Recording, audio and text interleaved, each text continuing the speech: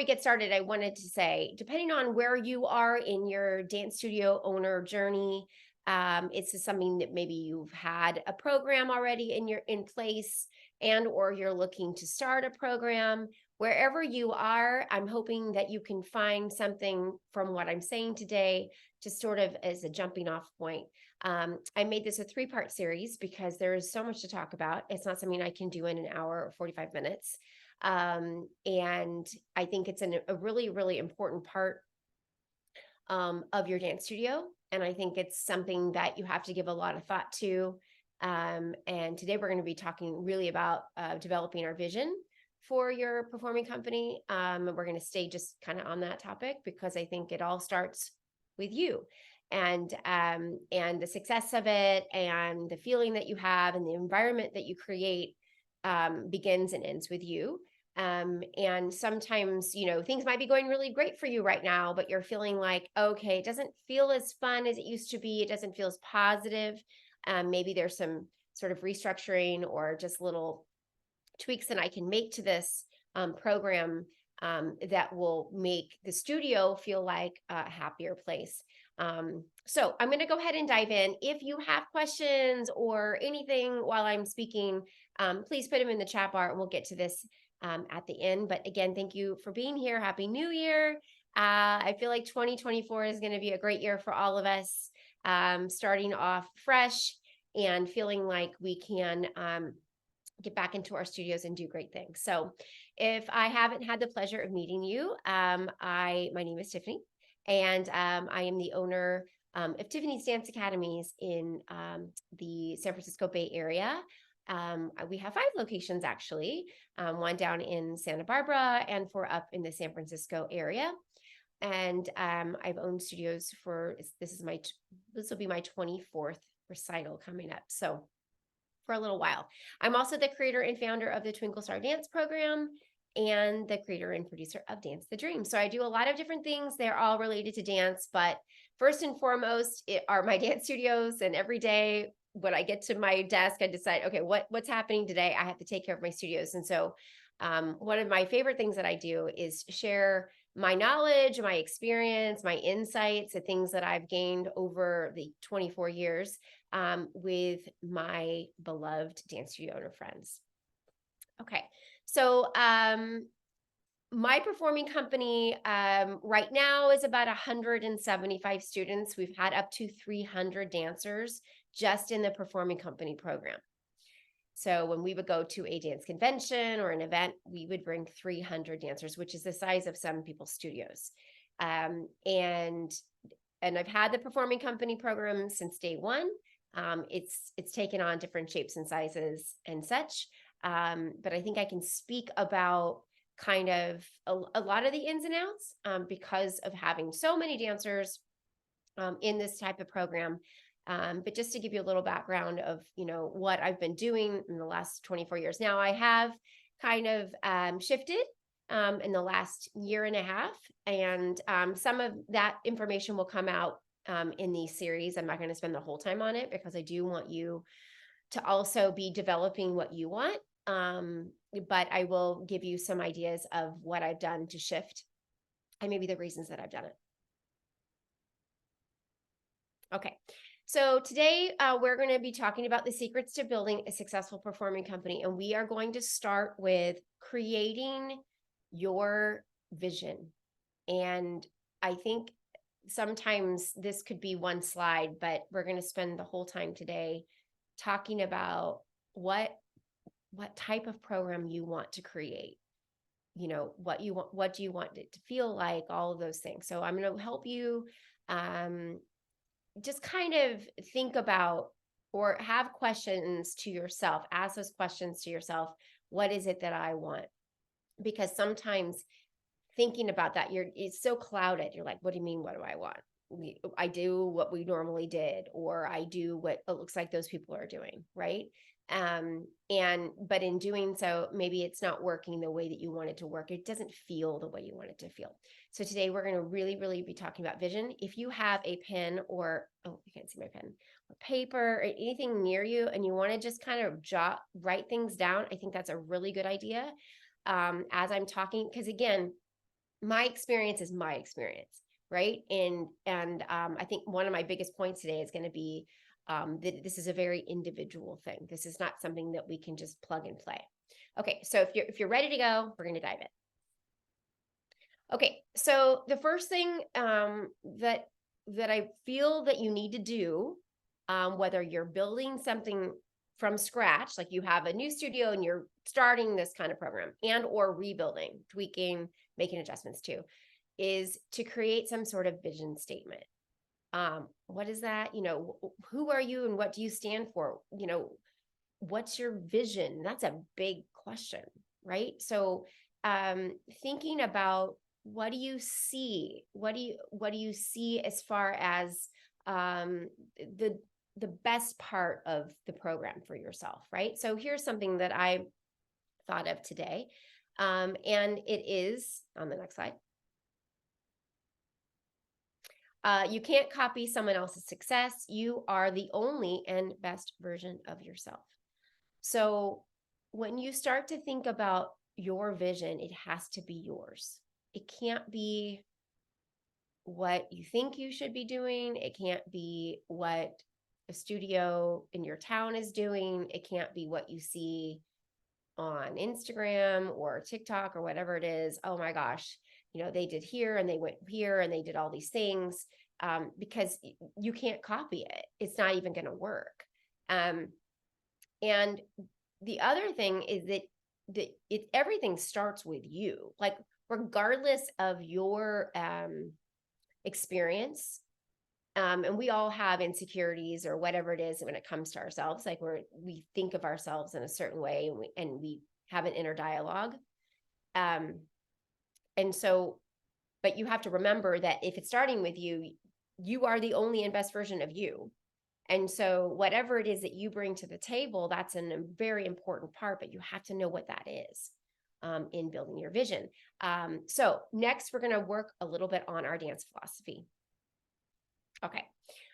So I want today to be about soul searching, right? And it's that quiet time that you have with yourself to think, what is it that I want? Who am I as a dance person, right? These are all very philosophical, deep questions, but they're really important, because if you throw something at the wall that says, oh, we're doing a competition team, we're going to go to these events, we're going to do this, and this, and you don't really think about your personal dance philosophy, and we'll talk about what that is in a second, then I don't know that it really works out the way you want it to. It's going to be very surface. It's going to be very, you're not going to be able to defend it, if that sounds like the right thing. Because people are going to ask questions of, why is it this way? Or, all of those things that come along with creating a group of dancers that maybe you're saying are different than the other dancers, and or go and compete against other dancers, right? So that inherently brings out different human emotions. So you really, really need to base your program on a solid foundation. And that foundation has to be something that you stand for, right? And that you really deeply believe, because if you really believe in this, then you're going to have a lot of confidence, and it will serve your dancers in the best light. So you want to start thinking about this in a non-ego driven way. What does that mean? Ego is really all of it. It's like, I'm better, I'm best, we can be better, our studio will have the most and the best. And that's kind of a small sample of ego driven, but like, it's definitely not thinking of the broader picture or the overall experience. You get stuck in that ego, right? And that's all just fear-based, because you're like, if I have to be best, why do I have to be best? To prove that I am what, right? So I think that, like, when you're doing your soul searching, you need to know when it comes to that point and go, wait, that's not even important, because that has something to do with my ego. So something else to think about here. Okay. So this is what want you to know. So I want you to build a program based on intention. So it's like, well, that's a very vague word. Yeah. What is the intent? What's the point, basically? What's the point? Is the point like you win a trophy and she's 9 and then we go home and then we do it again with the next group? That seems a little short-sighted. So you want to try to build your program based on your intention, not short-term goals. And those, the winnings and the losings and the this, that, and the other, those are short-term goals. For that human being, that 9-year-old, that 10-year-old, that 16-year-old, that is a short-term goal. It's going to come and it's going to leave, which I suppose is a lot of things in life. But we're looking for long-lasting impact, not short-term. So I'm not saying, you're like, well, then should I not do this? Okay, that's up to you. But I'm just saying that if whatever you're doing, you want to build it on based on something that's much deeper than the wins or the losses. Okay, so I want to help you think about your dance philosophy. Sort of like, how do you think about dance? And a lot of times we don't stop to think about this because we're just doing our job. Let's get this many students and we need this, and they're going to come in, they're going to do this. And we're kind of just doing surface level things. And it's busy and it's a lot of work. And we're not talking about finances or anything right now because that's not important at the moment. But here's a question. How do you see dance as a benefit to the dancer? And that's a really interesting question because it's like, instead of it seeing, how do you see that dancer as a benefit to your studio? How do you see that dancer as a benefit to your competition team? Things like that. It's instead, what are we doing to benefit the dancer through dance? And your performing company can be an amazing, amazing avenue for deepening their relationship with dance and the amazing benefits that can come along with that if we do it right? So that's a question that I want you to think about because I think that's going to help you create what it is your dance philosophy is. So this is kind of something I came up with if someone would ask me that question. So dance is the truest human language, is one of the truest human languages. Dancers learn how to communicate who they are through dance. So the dancers are learning how to communicate who they are. So if this is a sort of a language, which I think it is, right? So it's a very honest, genuine thing. And we're taking these young children, typically, you could be working with adults, you could be, whatever, young humans, and we're teaching them techniques and things like that. And we're giving them a dance to put on stage. And through that process, what I want my dancers to learn is who they are. Who are you, who are you in accordance to this world, who are you? And so they're going to use that information that they use through dance and performances and coming to class every day and having goals, right? So performing company, that's what it is. You got to be there. You have goals, you have a group, you have a company, you have people that rely on you. Who are you? And now you can communicate who you are through dance. And I think that's what I want them to learn. But again, that's just sort of like my initial thought in putting this session together. But I want you to think about, how does dance benefit your dancers? And I think that's a really important question that you need to answer, and that's going to help you build your vision. Okay. Another question that you can ask yourself in developing this: how does dance benefit the community and the audience? So if you're like, okay, so I own this dance studio, what is it that I'm doing here? Okay, well, I'm benefiting the dancer, and then we perform for people, right? That's basically what we do. So how does it benefit? What's the point, basically? Another ineloquent thing that I'm saying.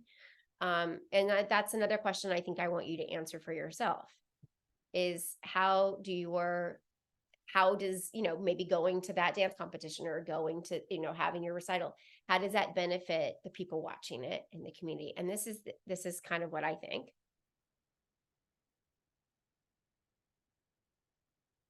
So I think the dance binds an audience together as a positive shared human experience.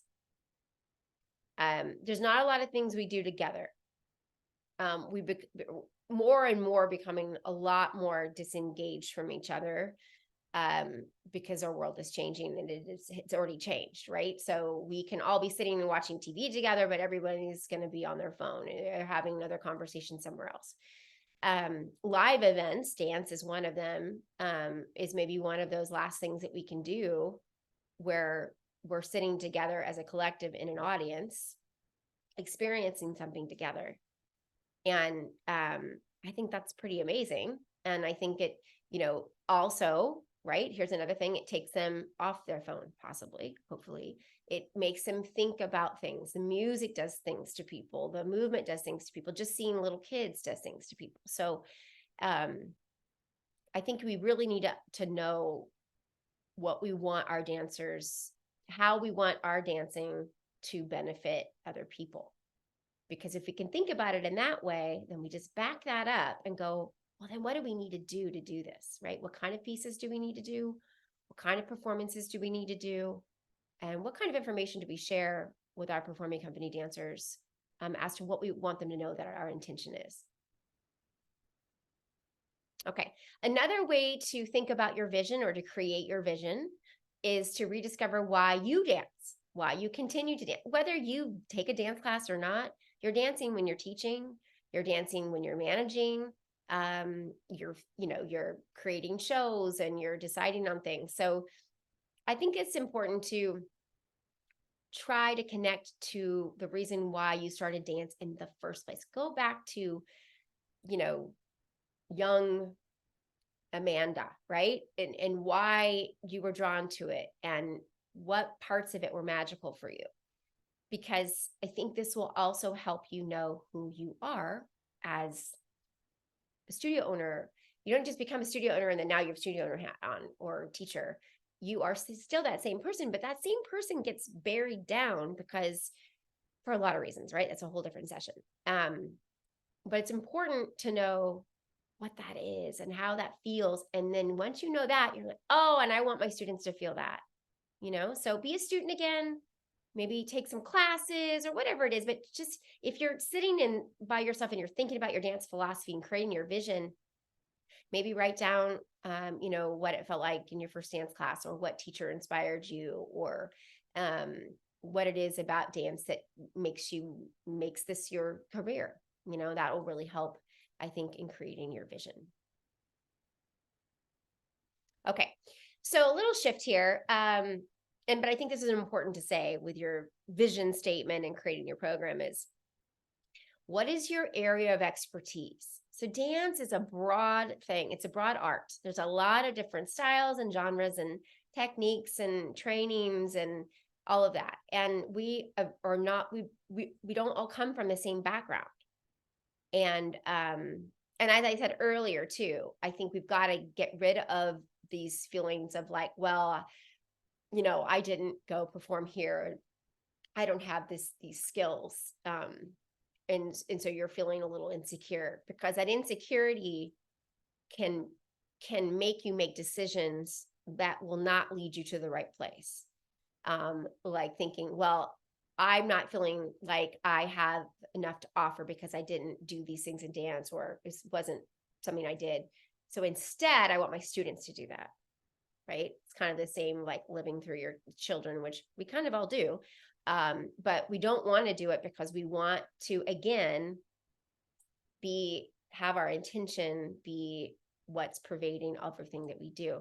But I think it's important to be real with ourselves and understand what we think we're good at and what we know about. Now, I was good at something. Do I still do that? I don't know. I don't necessarily do that dance class anymore, but I know what's good. You know what I mean? So it's important for you to know as a studio owner what area that is for you. And I would love for my studio to do all these things, right? I would love for it to be concert dance focus and commercial dance focus and musical theater and ballet. And it can obviously be a bunch of these different things. But I think it's important when you're creating a performing company to know where your expertise is. Because where you know that is, you know, I know this part, but what I don't know are these things. So either I get somebody that knows those things and works those pieces and works with the kids on that, and or we don't do it, right? So like, and I'm talking about like, okay, if I'm gonna say, like, I didn't do musical theater, like I did jazz, but I definitely don't know anything really about that. That's not my wheelhouse. So if I were to say I'm going to create some dances that are in a musical theater category, if you will, performing company, whatever, create a whole show around this, I would be kind of out of my comfort zone, if you will. And I don't know if it would go well.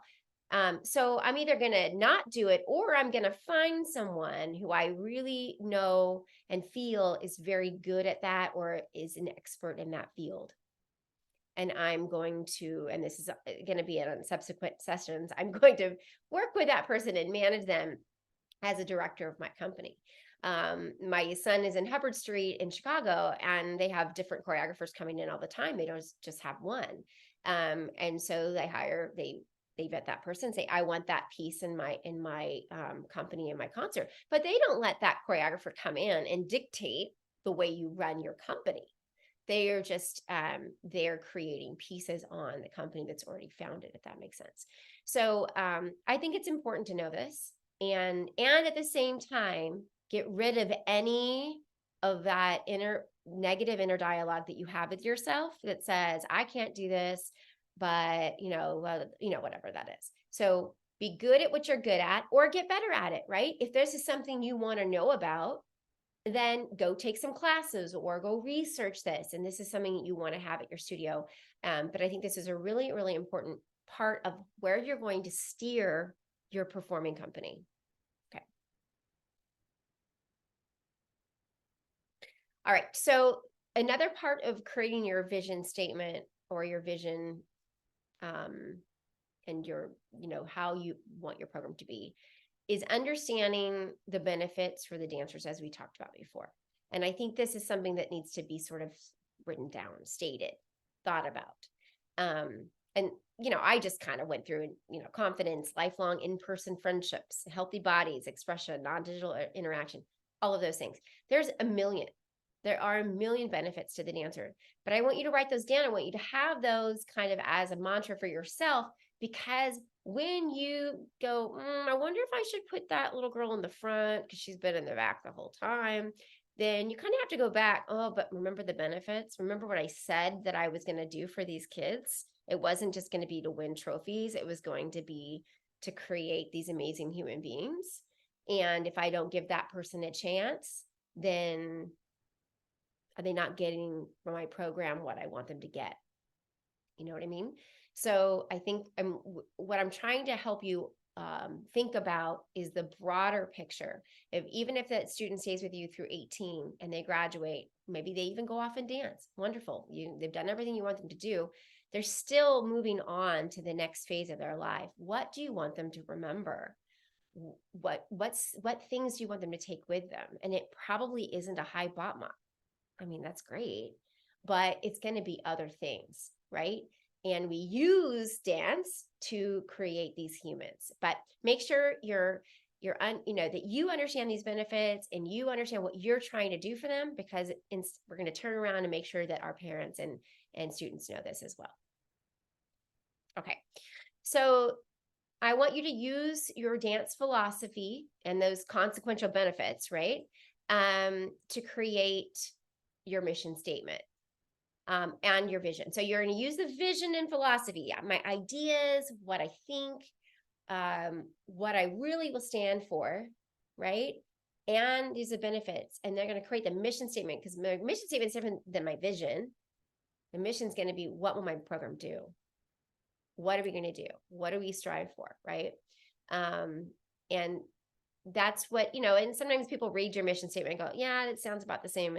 We're going to create, this, but truly be really honest with this, because this is something you're going to share with your families.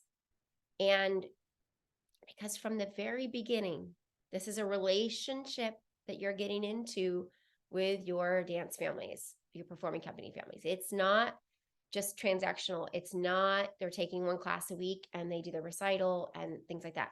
This is a full-on relationship that has ups and downs and all the ins and outs. And you want that too, right? So it's important when you're getting into this relationship that you share with them as much information about you as possible. And it's not about, like personal stuff, but it's about what you think about what's important. And that way, when you share this with young families, because that's when we're talking about building, we talk about from the ground up. We talk about 5, 6, 7, 8-year-olds, whatever. And they're brand new into this. They've only been at your studio. That's like the best kind. We'll talk more about this later, but the parent is coming to your vision meeting and they're going, okay, tell me about this program. They're going to want to know how much, when, and how, but you're not going to tell them anything like that yet. First, you want to make sure it's a match, right? And so, like, if I'm dating someone and we're going to get married, I want to make sure they know a lot about me and I know a lot about them.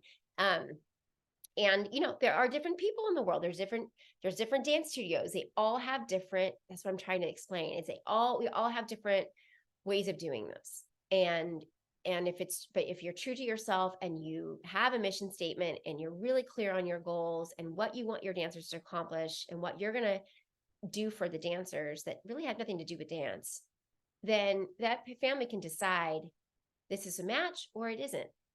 And then we don't have relationships that don't work out a few years down the road. So that mission statement, you're going to use the dance philosophy. It doesn't have to be long, you guys. It's just a little something that makes you kind of go a little deeper into how you think about these things and what you're going to do for your students. Okay. So you've created your vision, right? And you've thought about your mission and what you're going to do. You've got your goals and your benefits and all of that. And it really, really, really needs to be, you already said this, but it really needs to be based on you. Don't base it. I can't give you mine because mine is different. I have a different path than all of you. Everybody has a different path. But I want you, once you've done that, you're going to build out your program based on your views, basically. So you're just going to work backwards now. And talk a little bit about that now. Okay. I think a very, very important decision that you make every year is what types of events or performances you're going to do. Where are you going to take these dancers? Because there's a lot of different sizes and shapes and things that you're going to do. And not only what type, but which ones. You can't just, oh yeah, I want a dance competition. Oh, there's one next weekend. Let's go. Before I go any further, remember, these are your customers. I know we're talking more on the, emotional side today and all of that good stuff. And that's a fantastic thing that we do. But these are your customers. These are students that you've, fought hard to get. You've marketed to them. They came to your studio. You've had them since they're whenever, and they pay you tuition and they are your customer. And when we take them to outside events, we have to know as much as we can about what experience they're going to have and what they're going to be, what they're going to be around and the kind of environment it is and what they're going to leave with. That's really important because, I don't know any other business that takes all of their customers, somewhere and says, I think this is great, right? And then what if you get there and it's not great? So it's important that the types of events and performances that you choose are aligned with your vision and your views. And that's not like, oh, well, you just take them to places where they're going to win. Okay, that's fine.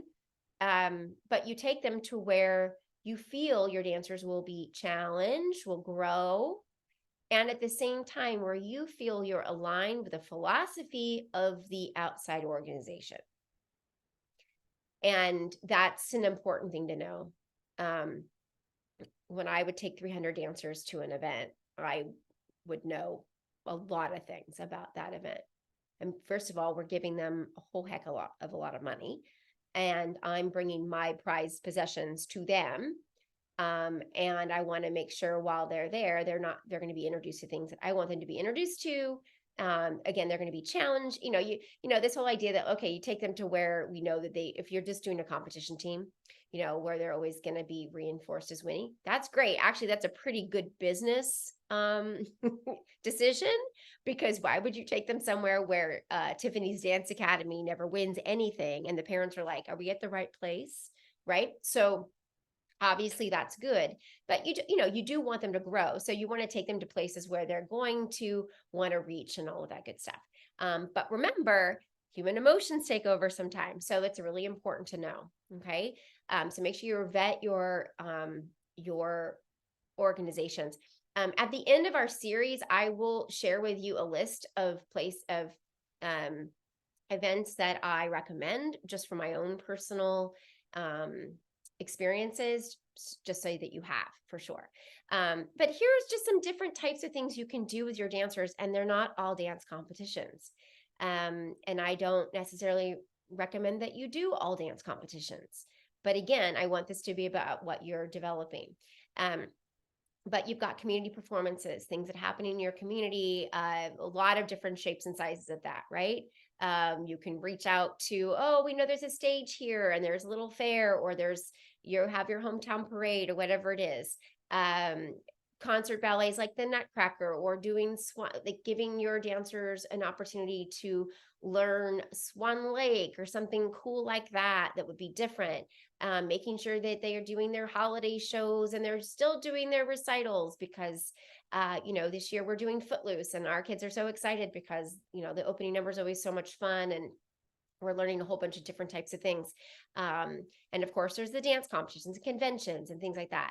And one of the things that I told you I would tell you that I shifted from doing, is really just kind of shifting really off the competitive part. We do one competition, only because it's like, fine, it's there, it's a good stage. I know, I like the organization. But the rest of it is a variance of opportunities, right? So we do the Nutcracker, the kids perform in Holiday Magic. We do our own company showcase. I bring in dancers, guest teachers to do a weekend workshop, which was amazing. If you're not doing that, you should. Again, I will also share a list of guest teachers that we work with that I think are great. So it's a variance of things.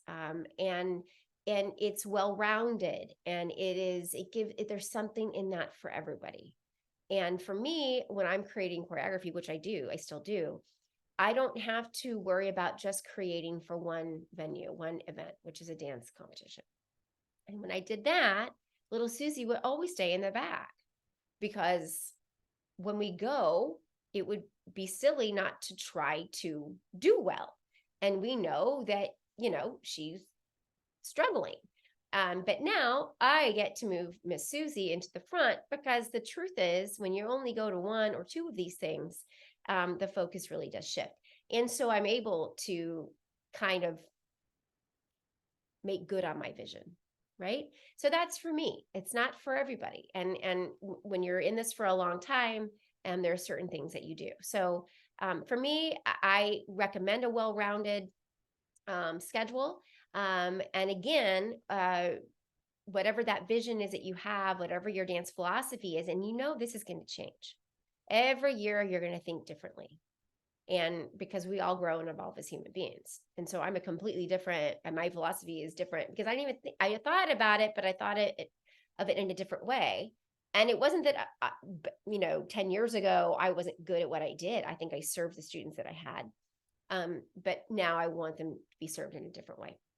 So make sure you're really giving a lot of thought to that. Again, I will give a list of things that I do recommend, but I do also highly recommend a very well-rounded experience for your dancers. Okay. So another question you want to ask yourself is, how many events do we have? Right? So I think sometimes if we're having to rebuild, if you're rebuilding, like you had a group and whatever, the tale as old as time, they left and now you're rebuilding, then you're starting off with a lot of brand new kids, younger kids, and when you say to them, Well, with that last group, you're up to doing all these events, this, and this, and you say, okay, this is what we do. They're going to be like, wait, what? I mean, I want to do something. My daughter wants to do more, or my son wants to do more at the dance studio, but I didn't ask to be like married to dance. So when you're rebuilding, you have to really look at the time commitment on the weekends that you're asking of the families. Um, Families have other children, they have other things, they have other, things going on. So um, think about how many events and think about how they're spread out. And also think about this for you. Think about it for your personal life. Think about it for your students. So if you've got 300 students and you've got 30 on your company, you've got a whole bunch of other kids that need your attention. So if you've got something every single weekend from January through whatever, that rec part of your studio, the other part of your studio is going to suffer because, you're putting all of your energy into another program. And so I really feel like this needs to be balanced. And if you're feeling out of balance, I mean, we're just starting kind of probably into performing company stuff between now and then. And you'll start seeing people posting like, oh, I got March Madness, right? What's happening? I'm at the competition. I got this. And they get tired and they come back because they've been gone all weekend, right? Sitting at a high school theater all weekend, giving your time, your energy to your students. And then on Monday morning, you get the email from the parent that's upset, and then you deal all Monday with that. And then a teacher comes in on Tuesday and says, you know what, I'm struggling with this 3-year-old class. And you're like, I can't even chat with you right now because I'm just exhausted. But the truth is, right? Like when we think about that, we're like, wait, we really do need to be able to balance our energy to make sure that we can give all of our parts of our studio our best. And so this is something you really, really need to think about on how many. So I try, like I said, we're only doing, we do one competition for the whole group, for everybody. And then there's a few groups that go to an additional one. And I'll share my calendar with you guys too, as a resource at the end of our series. So you can see kind of how we're planning it. But it does feel to me more balanced than it has in the past. So give that some thought. Okay, class requirements, because this is going to be a big question when you do your parent Zoom, right? Is which classes do they take, how many, what day? And a lot of the times you're like, I don't know that yet, but they're going to want to know. And this is something you need to think about. This is a part of the overall plan. Okay, the overall plan is vision, it's mission statement, it's which events, how many events, and then what supports that, right? So I think your classes should support your overall goals and vision. And if your goal is well-rounded dancers and a complete dance education, then I think we really need to make sure that they're getting, classes in a lot of different styles, but balancing, their age, their family commitments and things like that. So if you're still rebuilding right now, your class requirements are probably going to be more on the minimum side and let them grow because each year they'll want to take more. If you're obviously as they get to a certain age and they want to be competing in this, these big conventions, then they need to be taking a lot of hours of ballet and a lot of hours of classical dance in order to do so. And those are like get the parent that's like, I want my kid to do great, but she can only come one day a week, So again, that's just something that you lay out from the beginning as in your vision and in what your program is, and at each age range, what's going to happen. So give some thought to this. We'll talk later in other sessions about making sure that our class requirements will, and what we do with our performing company dancers doesn't then take away from building our overall school. But I think that a lot of our schedule starts with this question being answered. Because when I work one-on-one with studio owners and they say, okay, I've got 200 students and I'm all out of time, I can't add any more classes. The first thing I ask them is, how many performing company classes do you have? And there's usually too many. So we kind of put things together. So this is why this is a really important piece, because you kind of have to know, okay, at this age, what do I want them to do? And I need to make sure that that leaves room to put my twinkle classes here and my show stars classes here, because the more of those kids that you create, your recreational students, your preschoolers, your show stars, they're going to feed into this performing company program, and they're going to help replenish the stock each time as well. Okay.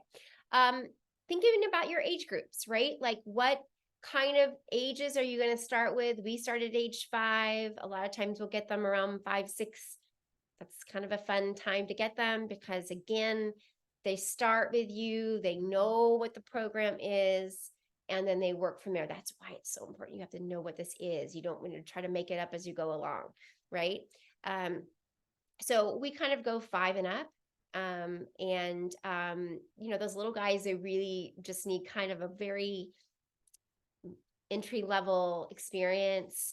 And I realize that, and maybe it is, again, that if you're trying to get away from doing so many competitions, maybe it is that your new dancers don't do any. Maybe they just do your performing company showcase, and start those new dancers off on the path that you want them to be on, right? So think about your age groups, because this will be something that you also want to include in that vision statement or a meeting with your parents. Okay. So the next thing you're going to do after you put all these things together is to create a Zoom meet. I like Zoom, I do. And the reason is because I can control the meeting. In person is great, but people can't make it and whatever. So I love a Zoom. I think people can come in at any time. They can watch a recording. And you get to set the tone in the environment, because the truth is they're learning who you are. Basically, in this meeting is about you. It's about what you think about dance and the benefits and the features and all the things of your program. I would create a logo or graphic that maybe is separate from your studio. Like, it has something that's like within your brand, but has something different. Put together slides like what you're seeing right now, make it professional. And keep the Zoom to very much your vision. And then, you can go into the nuts and bolts later, because if you give them that at the beginning, they're kind of just going to go right to like, okay, well, how much is it and whatever. And they're not going to learn about who you are. And they really need to know this, because you don't align with everybody. I don't align with everybody right now. There are people that I was like, honestly, there is. And I say this, it's not, well, there's a better place for you. There was a better place for them. I don't do that. We don't do that. And that's okay. And I'm not upset and I'm not anything, but I would prefer to know that at the beginning versus getting into a relationship with somebody and having them divorce me mid-marriage, right? So it's still going to happen, sadly, but it's very important to do. So I think it needs to be done professionally. But again, I think it's really important for you to explain who you are and what you believe. Okay. So create something like this, invite them in. So if you're thinking about restructuring or starting this, let's say for next year, this is something you're going to want to do in February, March. Okay. Just do an invite, come learn about our performing company. I like company versus competition team. That's just me. It encompasses a lot of things. And I think to me, it says to the families and the people involved that we are collective versus a team of some sort, because I don't really see dance as a sport. So, but that's just me again, right? But everybody has it in a different way. So, invite them, give time for people to say, yeah, there's going to be this meeting, record it, send that out. And then maybe after that, do your sort of like signups or whatever it is that you want to do. We do a placement audition. And if they're a first year and they don't come to placement audition, we'll just place them. Parents get really kind of weird about the audition part. So make sure you explain what that is. But I think for your like little tiny debuts, premieres, whatever they are, which by the way, the most important group that you recruit each year, I think that, they could just sign up for something, but I think it's important for you to know who really wants to do this. And then from there, I will assign them into classes. And I'll talk about this more in detail in our next session next Friday. But kind of just getting you started in the process of thinking about just getting this started either at your studio or rebuilding. Definitely starting with this type of process, and then from there creating your schedule. So that would be where we will continue with next Friday, is sort of like the next part of this, right? Which is, okay, which classes, building your schedule, and that has to be done sooner than later. So January can be kind of one of those months where you get back in. It's kind of like holiday show's over, recitals a few months away. It's a really good time to nail a lot of this stuff down, because when you get into March, that's when all worlds collide and some of these things can slip, and maybe you won't develop this in the way that I think you can develop it. Okay. So last I'll leave you with, they only know what you show them, right? So specifically these brand new dancers that you've had at your studio and you're like, hey, do you want to do performing company? And you're like, what's that? And then you take them to an event or you do certain things. They only will know what you take them to. So make sure you choose wisely, and also really commit to your vision, because the truth is that's the only thing you can stand on. And you can't stand on someone else's vision. You just can't, because it's not yours. All right. So we'll just kind of look in the chat here. I think we have a few more things. Maybe Amanda can tell you a little bit about the Sparkle Society while I take a little sip of this, and then I'd love to get to the chat. Yes, and I'm always impressed. I know I've had the privilege of hearing a lot of Tiffany's in-person events and webinars and things like that. And I feel like every time somehow you're like talking specifically to me at that moment. But I right love to you, Amanda. It's right to me. Okay, so I also want to welcome everyone that's here live, excuse me, to our Sparkle Society. It's a free membership. We deliver a newsletter straight to your inbox every Monday. I think it went on Tuesday this week, given the holiday.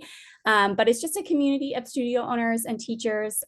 Like I said, you get the weekly inspiration and then access to these monthly webinars. Our next session. So like Tiffany said at the beginning, this is a 3-part series. So we'll meet again next Friday, the 12th at 10 a.m. Pacific, 1 o'clock Eastern. And then we're going to skip a week for Tiffany to go to Santa Barbara and check on Hallie. And then we will be back January 26th at 10 a.m. Pacific as well. And then I wanted to tell you, if you aren't already in the know about our upcoming live events, Tiffany does a great retreat style event for studio owners and teachers. We do an in-person small capacity event, and then there's also a virtual component if you wanted to. I know a few of our studio owners last year brought all their staff into their studio and did a full retreat at their studio without having to pay for flights, etc. But if you can swing it, definitely meet us at the Ritz-Carlton Dove Mountain in Arizona. We're going to be there July 20th through the 21st. And your attendees fees include that 5-star dining. The hotel is beautiful. It's nestled right outside of Tucson, so you can fly into Phoenix or Tucson. But if you want some more information, you can visit us at Twinkle Star Dance and click on Pinnacle. Or I'm happy to reach out to you. Also want to remind you to stay connected to what we're doing on social media. So you can find us on Facebook at Twinkle Star Dance, or on Instagram. And we've been a little more active on there lately. So I know we've been posting benefits of dance and things like that. So if you see something like we posted to a few days ago, our January theme for the month, feel free to share that on your studio page and let your dancers know this month we're doing snow day, etc. And then I'll turn it over to questions. I don't know if anyone has questions and wants to put those in the chat. I'm happy to feed those to Tiffany as we kind of wrap up. Yeah, I think today my goal for you guys was to just start you thinking about, what it is that you want. And I think it's an important part, because everything else is built around this in your studio. So if you're going to do a performing company, your schedule is going to be built around your performing company dancers. So hopefully you can take some time to think about this, maybe before everybody's back to dance. And then in the next few sessions next week, like I said, we'll jump off on just kind of the nuts and bolts of recruiting and marketing, and then also once we get them in, how we get them registered, putting them in their classes and things like that. So, but I